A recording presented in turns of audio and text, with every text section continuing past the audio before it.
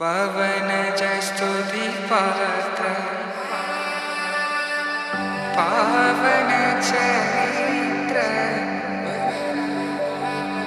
శుభం మనీలా అక్షింతలు అలా దీవెనలతో అటు ఇటు జనం హడావిడితనం తుళ్ళింతల ఈ పెళ్లిలో గిల్లలో పదందని బంధువుల కట్టై సన్నాయిల సందడి మొదలై రామ కళ్యాణ వైభోగమే.